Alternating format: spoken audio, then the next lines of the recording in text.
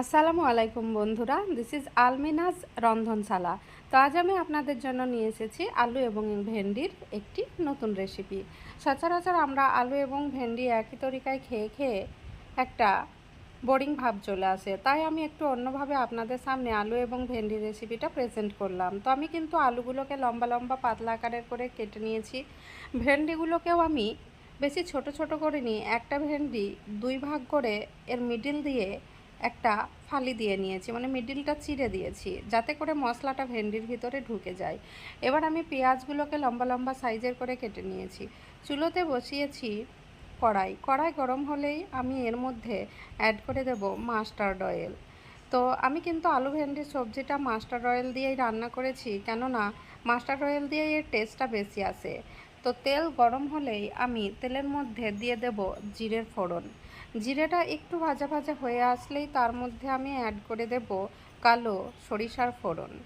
এবং জিরে সরিষাটা যখনই তেলের মধ্যে চটপট চটপট করতে শুরু করবে, ঠিক সেই মুহূর্তে দিয়ে দেব দুটো তেজপাতা এবং অ্যাড করে দেব পেঁয়াজগুলি অ্যাড করে দেওয়ার পর কিছুক্ষণ পেঁয়াজগুলিকে ফ্রাই করে নেব।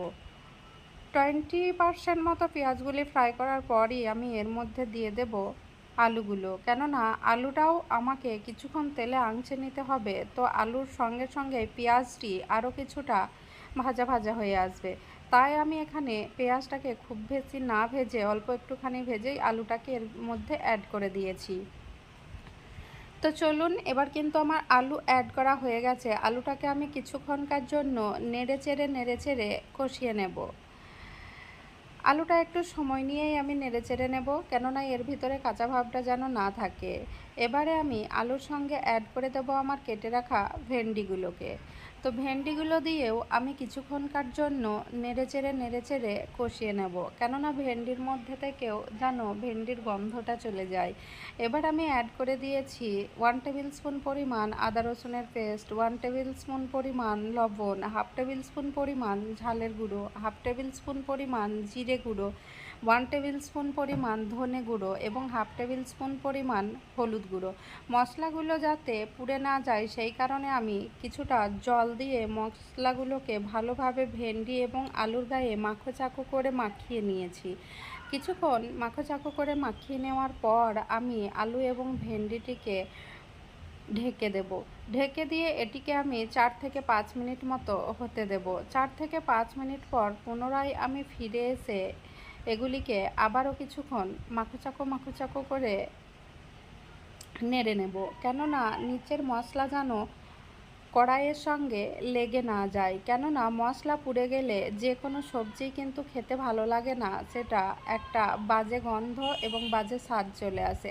তাই আমি কিছুক্ষণকার জন্য সময় নিয়ে মশলাগুলিকে আবারও আলু এবং ভেন্ডির গায়ে লাগিয়ে নেওয়ার চেষ্টা করলাম এবং এটিকে কিছুক্ষণ নেড়েচেড়ে নিয়ে আবারও 2-1 মিনিটের মতো আমি ঢেকে দিলাম। এবারে ঢাকা খুলেই আমি আবারও চলে এসেছি আলু এবং ভেন্ডিটা দেখতে যে সেটা কীরকম অবস্থায় এসছে। এবার কিন্তু মশলাগুলো ভেন্ডির গায়ে দেখুন লেগে লেগে এসছে, কেননা যতটা সময় নিয়ে এটি ভাজা যাবে মশলাগুলো ঠিকই ভেন্ডির গায়ে লেগে থাকবে। তো আবারও আমি একটুখানি ঢেকে ঢাকনা উঠিয়ে নিয়ে কিছুক্ষণ নাড়াচাড়া দিলাম।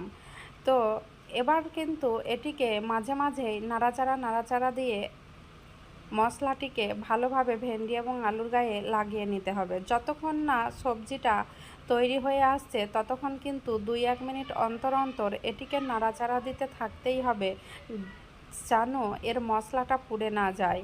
এবং আমি কিন্তু এভাবেই নাড়াচাড়া দিতে থাকছি এবং আমার কিন্তু আলু ভেন্ডির সবজিটা প্রায় প্রিপারেশনের মুখোমুখি হয়ে এসছে। দেখুন কড়াই থেকে কীরকম মশলাটা ছেড়ে আলু এবং ভেন্ডির গায়ে লেগে গেছে এবং এমতো অবস্থায় আমার প্রায় এটা 80% মতো ফ্রাই হয়ে এসছে। এই সময় আমি এর সঙ্গে অ্যাড করে দেব আর 2-1টি মশলা। আপনাদের কাছে যদি পাস্তা মশলা থাকে তাহলে পাস্তা মশলাটি কিছুটা অ্যাড করে দেবেন, আর যদি না থাকে যে কোনো মুদিখানা দোকানেই এটা পেয়ে যাবেন। দিয়ে দিলাম চাট মশলা। পাস্তা এবং চাট মশলাটিকে দেওয়ার পর আমি কিছুক্ষণ ঝাঁকানাকা করে নাড়িয়ে চাড়িয়ে দিয়েই আমি নামিয়ে নেব আমার এই আলু ভেন্ডির এই সবজিটি। এই সবজিটি যেমন ভাতের সঙ্গে যায় তেমনই রুটির সঙ্গেও অসাধারণ লাগে। ভাত এবং রুটি দুটোর সঙ্গেই আপনি সমানভাবেই এই সবজিটাকে খেতে পারবেন এবং এটি স্বাদে অতুলনীয় এবং দেখতেও চমৎকার। আপনাদের যদি ভালো লাগে আমার এই রেসিপিটি তাহলে একদিন বাড়িতে বানিয়ে খেয়ে দেখবেন এবং খেয়ে দেখার পর যদি ভালো লাগে তাহলে আমার এই চ্যানেলটিকে একটি লাইক এবং সাবস্ক্রাইব অবশ্যই করে দেবেন। দেখতেই পাচ্ছেন যে আলু ভেন্ডির ভাজিটা কত সুন্দর হয়ে এসছে। ধন্যবাদ।